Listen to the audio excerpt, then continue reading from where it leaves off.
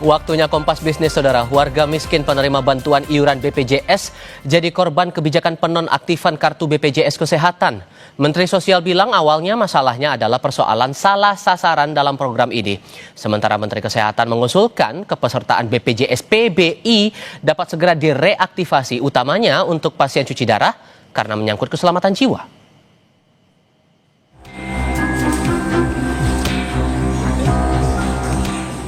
Penerima BPJS Bantuan Iuran atau PBI di Sorong, Papua Barat Daya memprotes kebijakan penonaktifan kartu BPJS Kesehatan. Warga mendatangi Dinas Sosial Kota Sorong meminta pengaktifan kembali agar dapat mengakses layanan kesehatan. Warga penerima BPJS PBI menuntut pengaktifan kembali lantaran tengah rawat jalan. Pentingnya layanan kesehatan membuat sejumlah pasien yang tengah menjalani pengobatan bahkan harus mendatangi Dinas Sosial untuk mengaktifkan kembali kartu mereka. Salah satu penerima bantuan BPJS PBI menceritakan dirinya tidak dapat mengakses layanan kesehatan usai menjalani operasi. Ia bahkan rela tidak mendapatkan bansos lain demi bantuan pelayanan kesehatan. Minggu kemarin saya baru selesai operasi operasi kisah pas mau kontrol kembali tidak aktif, makanya saya ke BPJS tanya, nanti dari BPJS suruh datang ke Dinas Sosial. Padahal sampai sini katanya mereka bilang tidak bisa lagi. Pokoknya nanti mereka mengutamakan yang emergensi. Kalau untuk saya pribadi, maksud saya biar saya tidak dapat bantuan, yang penting saya punya kartu kes atau BPJS diaktifkan.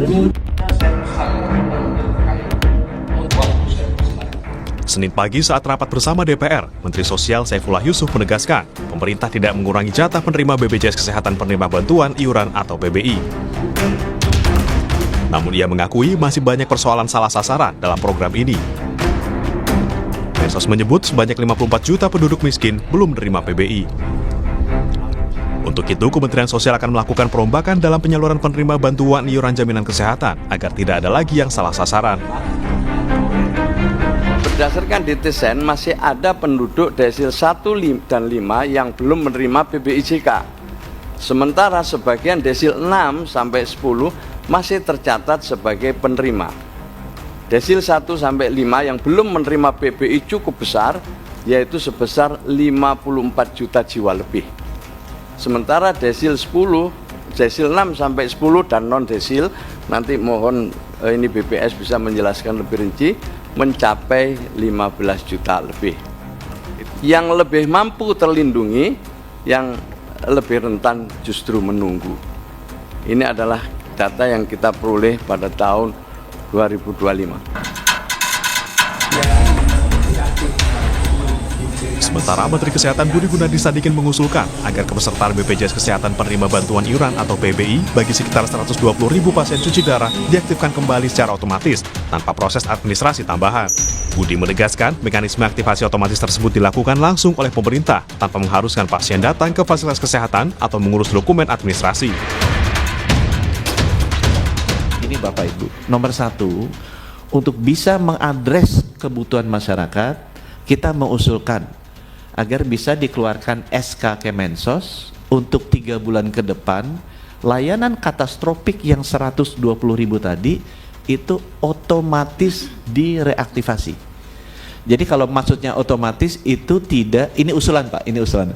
Jadi kalau otomatis saja tidak perlu orangnya datang ke fasilitas kesehatan, tapi oleh pemerintah langsung direaktivasi sehingga tidak ada berhenti atau keraguan-raguan baik rumah sakit maupun masyarakat. Dan ini cukup dengan SK Kemenkos. Pada kesempatan yang sama, Menteri Keuangan Prubaya Yudi Sadewa menilai keributan yang timbul akibat dinonaktifkannya 11 juta peserta bantuan iuran dalam Jaminan Kesehatan Nasional atau PBI membuat citra pemerintah menjadi buruk. Prubaya menjelaskan, anggaran negara untuk membiayai PBI sebenarnya tidak berkurang atau bertambah dengan adanya perubahan data PBI. Pemerintah menganggarkan 56 triliun rupiah untuk PBI tahun 2026. Jangan sampai yang udah sakit tiba-tiba begitu mau cek darah cuci darah lagi tiba-tiba nggak eligible, nggak berhak. Kan itu kayaknya kita konyol. Ya, padahal uang yang saya keluarin sama. Saya rugi di situ, uang keluar, image jelek jadinya. Pemerintah rugi dalam hal ini, Pak. Kalau itu membuat uang yang saya keluarkan untuk Anda lebih kecil, saya mendukung. Ribut dikit nggak apa-apa. Tapi ini kan sama, uang yang saya keluarkan sama, ribut lagi. Saya rugi banyak, Pak. Ke depan tolong dibetulin.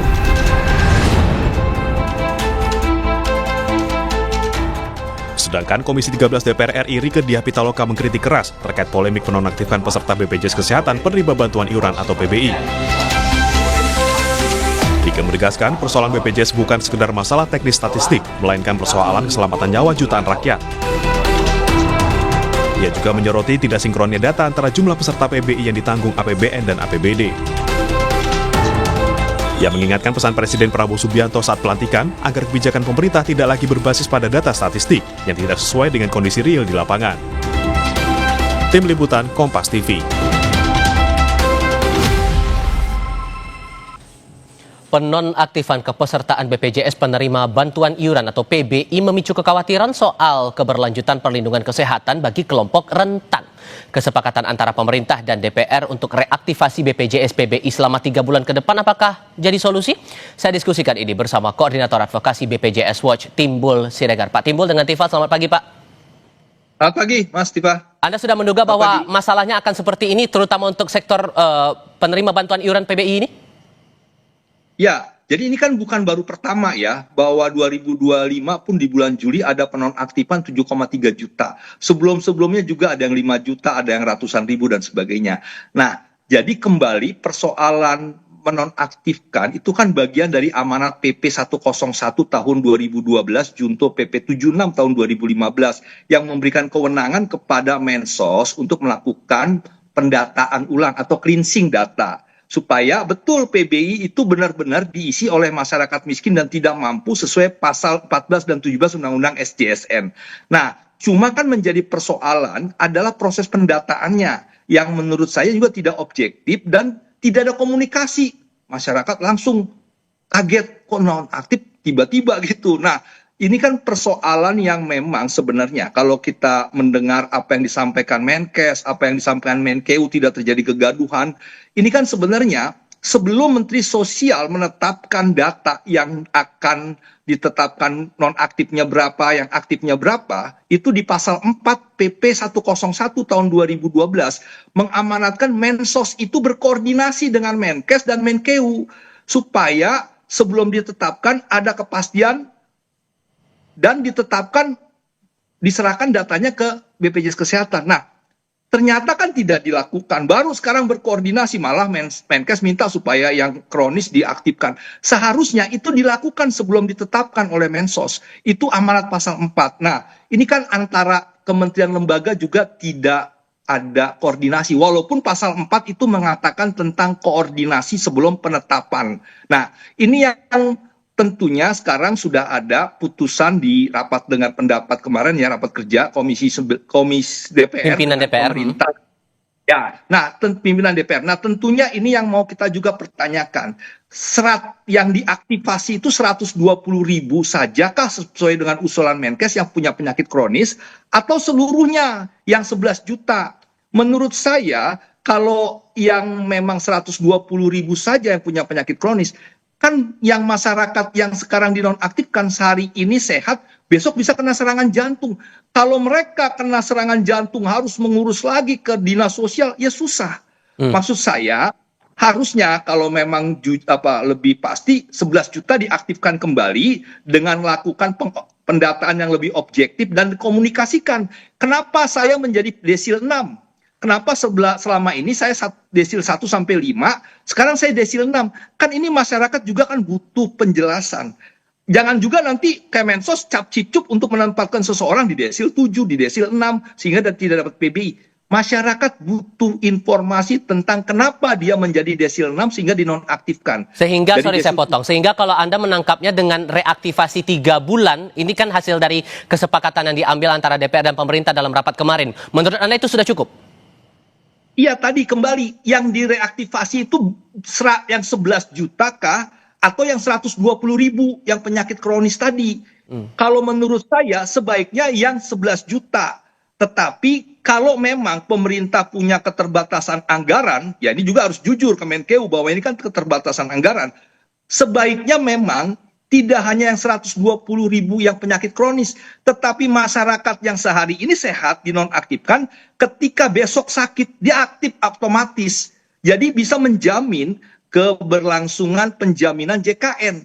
Nah, ini kan juga dapat kerja kemarin kan belum jelas. Yang diaktifkan itu 120 ribu penyakit yang menderita penyakit kronis, itu yang diaktifkan otomatis sesuai usulan Menkes, atau yang 11 juta. Nah, kalau usulan kami yang 11 juta, tetapi kalau memang alokasi anggarannya kurang, sebaiknya memang yang diotomatiskan itu adalah orang yang sekarang sehat pun ketika sakit besok dia otomatis. Nah, ini yang menurut saya bisa menjadi solusi untuk memastikan hak rakyat atas penjaminan JKN tetap berkelanjutan. Kalau sekarang dinonaktifkan, kan banyak yang mengalami persoalan. Tidak hanya yang punya penyakit kronis, cuci darah, ya itu memang diprioritaskan, iya.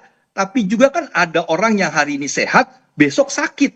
Yang namanya sakit kan nggak ada jadwal kalendernya. Nah, itulah ketika dia nanti sakit, bagaimana ketika kartunya nonaktif. Nah, jadi saya mendorong pemerintah itu untuk tetap juga membayar dalam 3 bulan adalah orang-orang yang penyakit kronis, ya, yang talasemia, yang cuci darah, yang kemo dan sebagainya. Tapi jangan melupakan juga orang-orang yang memang juga sedang berobat untuk misalnya tentang paru gitu ya, tentang penyakit-penyakit yang lainnya. Yang demikian juga yang hari ini sehat, belum tentu besok sehat juga, besok bisa sakit. Nah, itu juga yang harus dijamin. Sehingga itu juga yang harus didorong mendapatkan aktivasi langsung. Tidak perlu ke sos dan sebagainya. Kalau melihat kasus ini, menurut Anda core-nya masalahnya apakah sebatas pada pendataan atau dalam sosialisasi kebijakan? Karena kan niatnya dari pemerintah ini kan, apalagi sudah berkali-kali disampaikan, ingin membuat yang namanya data tunggal sosial ekonomi nasional, DTSN itu. Ya, memang sejak adanya Inpres 4 2025 kan data itu sekarang di DTSN, data tunggal sosial ekonomi nasional. Betul, masalah ini kan masalah pendataan. Pertama, apakah memang Kemensos dan Dinsos itu datang ke rumah tangga langsung? Dan yang kedua, berkomunikasi. Apakah diberitahu, Pak, Bapak sudah mampu, jadi hari ini dinonaktifkan ya. Nah, ini kan juga persoalan masyarakat yang tidak diinformasikan sehingga kaget-kaget. Ketika mau mengakses layanan kesehatan nggak bisa karena nonaktif. Nah, yang ketiga memang harus jujur juga, ini anggaran. Karena kan tadi bahwa yang 11 juta dikeluarkan akan dimasukkan lagi yang orang-orang miskin katanya gitu kan, yang desil 1 sampai 5. Ada 55 juta orang desil 1 dan 5 yang belum masuk. Nah, kan harusnya pemerintah juga coba baca Perpres 36 2023 yang memang mentargetkan PBI JKN itu di 2023 itu 111 juta. Di 2024 113 juta. Tapi kan faktanya pemerintah hanya memasang 96,8 juta yang tadi disebut oleh Pak Menkeu. Nah, harusnya kalau memang Menkes ada 55 juta desil 1 desil sampai desil 5 yang belum masuk, ya masukkan mengenai konsekuensi resikonya menambah anggaran, ya tambahkan. Walaupun kemudian kan dari Menkeu bilangnya tidak bertambah atau berkurang untuk kondisinya sekarang. Iya, karena Menkeu bilang tadi memang dialokasikan hanya sebenarnya 48 triliun ya, 42 ribu per orang per bulan kali 12 bulan kali 96,8 juta. Itu kan 48,7 triliun. Nah, memang ada tambahan yang dicadangkan 20 triliun, tapi kan itu belum dipakai. Jadi harusnya Menkeu mengatakan yang untuk iuran itu 48,7. Tambah juga memang ada subsidi 7.000 ya untuk PBPU yang aktif. Nah, tetapi kan yang mau kita katakan adalah sebenarnya pemerintah pun sudah menyatakan ada 55 juta orang yang di desil 1 sampai 5 yang belum mendapatkan JKN. Nah, artinya mau suka nggak suka harus dimasukkan. Mengenai nanti harus ditambah alokasi anggaran, ya itulah konsekuensi. Memang faktanya hari ini kan ekonomi nggak baik-baik saja. PHK semakin banyak. Kalau kita baca PP 76, PP 101 dan 76 itu orang yang ter-PHK juga berhak dapat PBI loh. Kemudian juga bagaimana orang yang nganggur dan sebagainya yang memang tidak punya pekerjaan. Kalau kita baca definisi orang miskin adalah orang yang tidak punya pekerjaan atau orang yang punya pekerjaan tapi tidak bisa mendapatkan penghasilan yang layak. BPS itu sudah mengatakan pembiayaan rumah tangga yang disebut miskin itu ada di bawah 3 juta. Jadi ada pekerja yang mendapatkan upah 2 juta, sebenarnya dia miskin juga. Pekerja-pekerja di MBG yang dapatnya 2 juta sekian, itu sebenarnya miskin juga. Kalau menggunakan kriteria yang disampaikan BPS, 3 juta ke bawah. Nah, ini kan persoalan fakta bahwa masyarakat miskin semakin banyak, tapi alokasi tambahan dari APBN juga belum. Kalaupun ada 20 triliun, itu kan belum direalisasikan, masih dicadangkan. Nah, jadi persoalan anggaran memang termasuk juga itu anggaran, jadi kan kita bicara penonaktifan bukan hanya PBIJKN yang dialokasikan dari APBN, tapi APBD juga. Kabupaten Pali itu contoh, per 1 Januari 2026 menurunkan 40.000 peserta PBI yang dibayar oleh Pemda, yang namanya PBPU Pemda. Karena apa? Fiskal APBD Pali itu berkurang karena apa? Transfer ke daerah di Undang-Undang 17 2025 tentang APBN 2026 itu kan turun 200 triliun sehingga pembagian ke daerah itu berkurang. Nah, akhirnya demo di masyarakat Pali dan dinaikkan lagi. Bagaimana gubernur mencari, yaitu tugasnya bupati ya. Nah, paling tidak ada beberapa daerah yang menurunkan jumlah orang miskin yang didaftarkan dan dibayarkan iurannya oleh Pemda. Karena apa? Fiskal Pemda juga berkurang. Nah, ini yang harusnya persoalan anggaran juga harus tetap mengacu pada TAP MPR nomor 12, TAP MPR 12 tahun 2001 tentang alokasi kesehatan itu disebutkan pemerintah harus diharuskan untuk memenuhi 15%. Nah, TAP MPR itu memang dinegasi oleh Undang-Undang Kesehatan yang tidak memberikan mandatory spending lagi. Kalau di Undang-Undang Kesehatan sebelumnya itu ada mandatory spending 10% Pemda, 5% pemerintah pusat. Nah, tetapi kan TAP MPR menjadi landasan hukum yang harusnya pemerintah mengalokasikan minimal 15%. Itu TAP MPR nomor 2001 ya, nomor 12 tahun 2001. Nah, 10 tahun 2001. Ini yang tentunya masalah penonaktifan ini kan terkait juga dengan anggaran pemerintah pusat dan daerah gitu. So, Anda menangkapnya kalau kejadian seperti ini, leading sektornya siapa yang harus memainkan peran paling depan? Ini kan diatur dalam ketentuan PP itu yang bertanggung jawab ya tuh Kemensos untuk datanya. Jadi bukan BPJS yang menonaktif, Kemensos. Kemensos harus berkoordinasi dengan Kemenkes. Kemenkes adalah pengguna anggaran.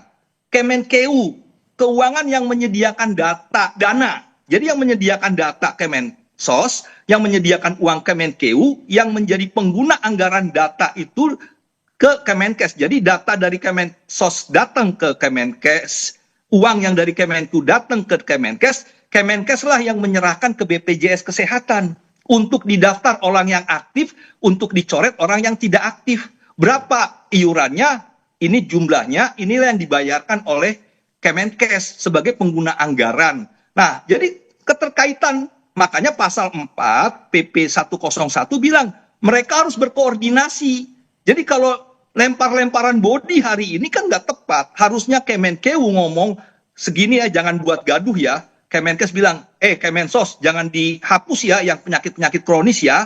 Jadi sebelum ditetapkan harus ada upaya koordinasi untuk mengantisipasi tadi. Jangan gaduh, jangan bingung, jangan membuat rakyat pusing, bingung, tiba-tiba nonaktif gitu. Baik. Nah, kembali koordinasi itu tidak dilakukan, padahal diamanatkan dalam regulasi-regulasi. Apalagi ada Inpres 1 tahun 2022 yang juga sekarang masih berlaku. 26 kementerian lembaga itu kan harus berkoordinasi untuk memaksimalkan fungsi-fungsi JKN untuk kesejahteraan rakyat. Nah, ini pun tidak. Oke. Kemensos ada, Kemenkeu ada, Kemenkes ada, dan sebagainya. Oke, selain konteksnya masalah koordinasi antar kementerian lembaga dan otoritas terkait, kita juga perlu paham masalah DTSN-nya ini. Karena kan ini menjadi semangat dari pemerintah saat ini menggabungkan banyak data itu menjadi satu, dihimpun dalam satu data tunggal sosial ekonomi nasional.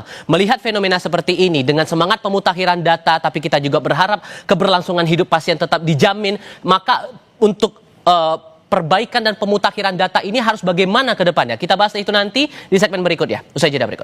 Ya.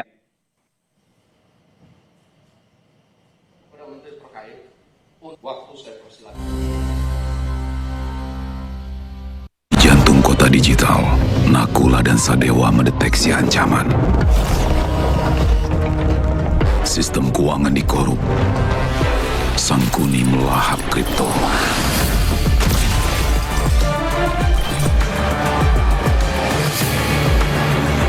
Tikus rakus itu berhasil lolos. Marjan berbuka dan bangkitkan semangat. Gurihnya creamy latte, kalau belum coba, pasti nggak nyangka. Terbuat dari kopi Great Brazil dan susu New Zealand, bikin kopinya gurih. Iya, gurih. Penasaran kan? Coba deh, pasti nggak nyangka. Creamy latte, kopi latte, gurih. Sakit kepala? Minum Panadol Extra, satset dan efektif, redakan sakit kepala dan berbagai nyeri mengganggu. Agar bisa lo sudah lagi kegiatanmu. Baru, isi 4, harga terjangkau. Pisang. Udah gak sabar makan Oreo ya? Gini caranya makan Oreo. Diputar, dijilat, dicelupin. Di bulan suci, kita pasti dicoba. Ademin lagi dengan Aqua. Aqua, dingin alaminya, ademin Ramadanmu. Nyut, ternyata aku punya masalah gigi sensitif. Cobain pakai Sensodyne. Formulanya bikin gigi aku terlindungi seharian. Dan nafas juga terasa segar. After seminggu, dan ternyata hasilnya, wow! Baju kusam, noda nggak hilang. Tenang aja, ini solusinya. Wistain Remover, penghilang noda bandel, bekerja 10 kali lebih cepat, lebih efektif. Oleskan langsung pada noda. Bersih seketika, gunakan bersama deterjen. Putih dan warna kembali cemerlang. Wingscare. Sistem keuangan dikorup tikus rakus. Nakula dan Sadewa mengejar Sangkuni. Marjan berbuka dan bangkitkan semangat. Pakai Ciptaden Fresh Maxical Buds dengan Blue Gel Technology. Red Zap usir bakteri bau mulut, nafas segar lebih lama. First day jadi fresh day. Ciptaden Fresh Maxical, fresh and cool to the max. Sakit kepala? Minum Panadol Extra, satset dan efektif, redakan sakit kepala dan berbagai nyeri mengganggu. Agar bisa lo sudah lagi kegiatanmu. Baru, isi 4, harga terjangkau. Nyut, ternyata aku punya masalah gigi sensitif. Cobain pakai Sensodyne. Formulanya bikin gigi aku terlindungi seharian. Dan nafas juga terasa segar. After seminggu, dan ternyata hasilnya, wow! Sistem keuangan dikorup tikus rakus. Nakula dan Sadewa mengejar Sangkuni. Marjan berbuka dan bangkitkan semangat. Baru setengah jalan, batuk pilek membandel jadi halangan. Activate, cepat redakan batuk membandel dan gejala pilek dengan Activate Plus Expectorant. Kemasan baru, kini terjangkau. Kenapa sahur minum Champion? Meskipun puasa, otak nggak boleh lemot, tubuh nggak boleh lemes. Champion, satu-satunya minuman coklat dengan malt dan DHA. Sahur Champion, pasangan lemot gak lemes. Champion. Baju kusam, noda nggak hilang. Tenang aja, ini solusinya. Wistain Remover, penghilang noda bandel, bekerja 10 kali lebih cepat, lebih efektif. Oleskan langsung pada noda. Bersih seketika, gunakan bersama deterjen. Putih dan warna kembali cemerlang. Wingscare. Di bulan suci, kita pasti dicoba. Ademin lagi dengan Aqua. Aqua, dingin alaminya, ademin Ramadanmu.